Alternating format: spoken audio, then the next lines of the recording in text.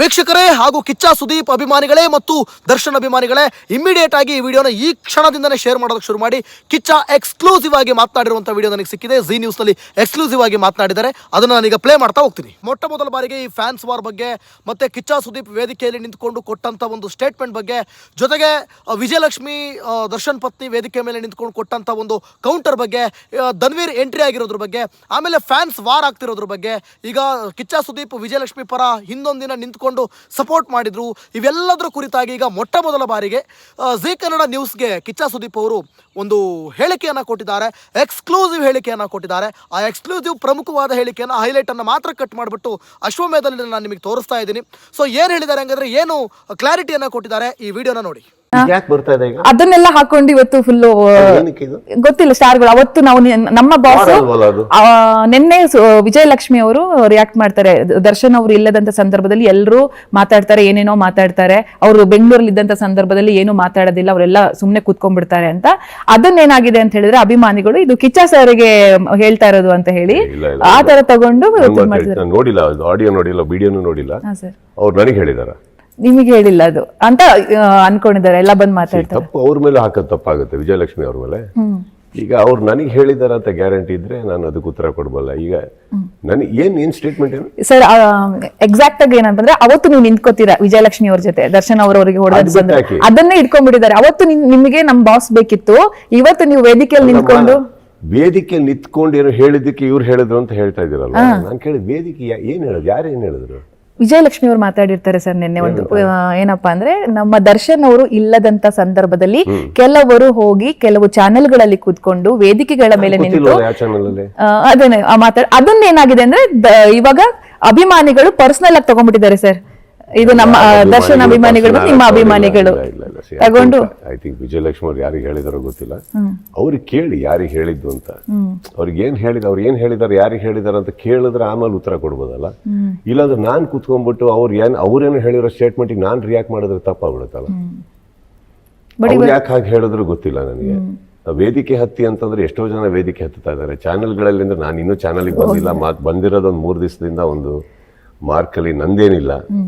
So ಯಾಕೆ ಹೇಳಿದಾರೆ, ಯಾರಿಗೆ ಹೇಳಿದಾರೆ ಗೊತ್ತಿರ್ಬೇಕಲ್ಲ. ಬಟ್ ಅದು ಈ ಕರ್ನಾಟಕದ ಎಲ್ಲಾ ಚಾನೆಲ್ಗಳಲ್ಲೂ ಯಾಕೆ ಹೇಳಿದ್ರು ಅದು? ಅವ್ರು ನಿನ್ನೆ ಮಾತಾಡ್ತಾ ಹೇಳಿದ್ರು, ಅದೇ ಗೊತ್ತಿಲ್ಲ ಸರ್. ಹಿಂಗೆ ಸೋಷಿಯಲ್ ಮೀಡಿಯಾದಲ್ಲಿ ನೋಡ್ಕೊಂಡು ಮಾಡ್ಕೊಂಡು ಈ ತರ ಧ್ವನಿ ಎತ್ತಿರೋದು ಅವರು ಅಂತ ಅನ್ಸುತ್ತೆ ಸರ್. ಅವರು ನಮ್ಗೆ ಸಿಕ್ಕಿಲ್ಲ, ಬಟ್ ವೇದಿಕೆಲ್ಲ ಅದಂತೂ ಫುಲ್ ವೈರಲ್ ಆಗ. ರಿಲೇಶನ್ಶಿಪ್ಸ್ ಮಾಡ್ಕೊಳಕ್ಕೆ ಸಾವಿರಾರು ರೂಪಾಯಿ ಖರ್ಚು ಮಾಡೋ ಕಾಲ ಹೋಯ್ತು. ಈ ಆಪ್ ನಿಮ್ಗೆ ತಂದಿದೆ ಅಂದ್ರೆ ಹುಬ್ಳಿ ಬಂದ್ಬಿಟ್ಟು ಇಟ್ಸ್ ಅ ಪೈರಸಿ ಮೇಲೆ ಮಾತಾಡ್ತಾ ಇದೀವಿ ನಾವು. ಒಂದು ದೊಡ್ಡ ಪಡೆ ಎದ್ದೇಳ್ತಾ ಇದೆ ಹೇಳಿದಂದ್ರೆ ಹುಬ್ಬಳ್ಳಿಯಲ್ಲಿ ಬಂದು ಏನಾಗಿದೆ, ಒಂದು ಪೈರಸಿ ಈಗ ಮಾಡಕ್ಕೆ ಸ್ಟಾರ್ಟ್ ಮಾಡ್ತಾ ಇದಾರೆ. ಪೈರಸಿ ಏನೋ ದೊಡ್ಡದೇನೋ ಯೋಜನೆ ನಡೀತಾ ಇದೆ ಅಂತ ನಮ್ಗೆ ಕಿವಿಗೆ ಬೀಳುತ್ತೆ. ಅಲ್ಲಿ ಇರ್ಬೇಕಾದ್ರೆ ಬರುತ್ತೆ, ಒಂದು ಇಂಟೆಲಿಜೆನ್ಸ್ ಇಂದ ಬರುತ್ತೆ. ಸೊ ಪೈರಸಿ ವಿರುದ್ಧವಾಗಿ 100% ಒಂದು ಯುದ್ಧ ಇದು. ನಮ್ಗೆ ರಿಲೀಸ್ ಆಗ್ತಾ ಇದೆ ಅಂದ್ರೆ ಎದ್ದೇಳ್ತಾರ ಅಂತಂದ್ರೆ ಅದೇ ಹೇಳ್ತಾರೆ, ಇದು ಅವಾಗಿಂದ ನಡ್ಕೊಂಡ್ ಬರ್ತಾ ಇದೆ. ನಾನು ಪೈರಸಿ ಬಗ್ಗೆ ಜಾಸ್ತಿ ತಲೆ ಕೆಡಿಸ್ಕೋತಾರಲ್ಲ, ನಾನು ಸೈಲೆಂಟ್ ಆಗಿದ್ದು ಸಾಕಾಗಿದೆ. ಈಗ ಏನ್ ಮಾಡ್ಬೇಕು, ಕಂಪ್ಲೇಂಟ್ಸ್ ಕೊಡ್ಬೇಕು, ಇನ್ನೊಂದು ಮಾಡ್ಬೇಕು, ನಾವೇನ್ ರೆಡಿ ಮಾಡ್ಕೊಬೇಕು, ಅದಕ್ಕೆ ರೆಡಿ ಮಾಡ್ಕೊಂತ ಇದೀವಿ ನಾವು. ಕರೆಕ್ಟಾ? ಇದನ್ನ ನಾನು ಇನ್ನೊಬ್ಬರಿಗೆ ಇಷ್ಟು ವರ್ಷ ನಾನು ಹೇಳಿಲ್ಲ, ಇನ್ನೊಬ್ಬರಿಗೆ ಎಷ್ಟು ಯಾಕೆ ಹೇಳಿಲ್ಲ? ಅದೇ ಅದು ಪೈರಸಿ ಮ್ಯಾಟ್ರ್ ಇವಾಗ ಈ ತರ ಆಗಿರೋದು ಸರ್. ನೀವು ಮಾತಾಡಿದ್ದು ಒಂದ್ ಪಡೆ ರೆಡಿ ಆಗಿದೆ, ನಾವು ಯುದ್ಧ ಮಾಡಕ್ ರೆಡಿ ಅನ್ನೋದು ಅದು ಇವತ್ತು ಹೇಳ್ತಾ ಇದ್ದೀನಿ ಕೇಳಿ. ನಾನು ಯಾವ್ದೋ ಒಂದ್ ಚಾನೆಲ್ ಅಲ್ಲಿ ಕೂತಿ ಏನೋ ಮಾತಾಡದೆ ಅನ್ಕೊಳ್ಳೋಣ, ನೀವೆಲ್ಲ ಬೇರೆ ಕಡೆ ಇದೀರ ಅನ್ಕೊಳ್ಳೋಣ. ನೀವು ನಿಮ್ ಚಾನಲ್ಗೆ ಮಾತಾಡಿದ್ದು ಅಂತ ನೀವು ಅನ್ಕೊಂಡ್ರೆ ನಾನೇನ್ ಮಾಡ್ಲಿ?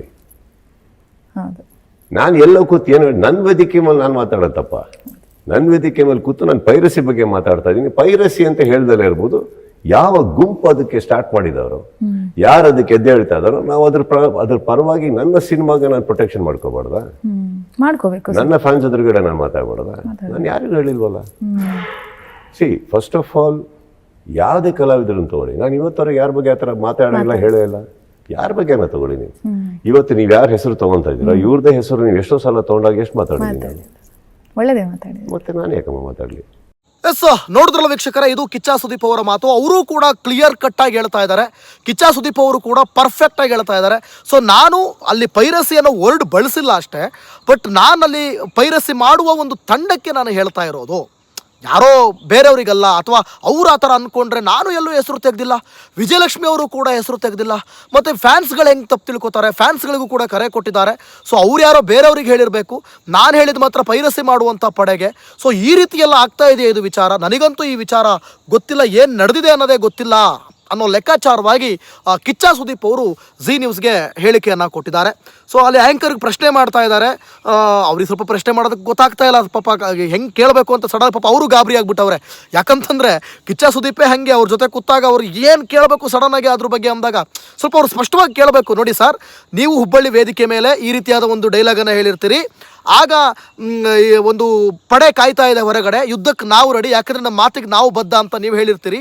ಆ ಒಂದು ಕೌಂಟರಿಗೆ ವಿಜಯಲಕ್ಷ್ಮಿ ಅವರು ನಿಮ್ಮ ಹೆಸರನ್ನು ತೆಗೆದುಕೊಳ್ಳದೆ ವೇದಿಕೆ ಮೇಲೆ ಯಾವುದೋ ವೇದಿಕೆ ಮೇಲೆ ನಿಂತ್ಕೊಂಡು ಈ ರೀತಿಯಾಗಿ ಕೌಂಟರ್ ಕೊಡೋದು, ದರ್ಶನ್ ಇಲ್ಲದಾಗ ಅವರೆಲ್ಲ ಬೆಂಗಳೂರಲ್ಲೇ ಇರಲ್ಲ ಅಂತ ಈ ರೀತಿಯಾದಂಥ ಒಂದು ಹೇಳಿಕೆ ಕೊಟ್ಟಿರ್ತಾರೆ.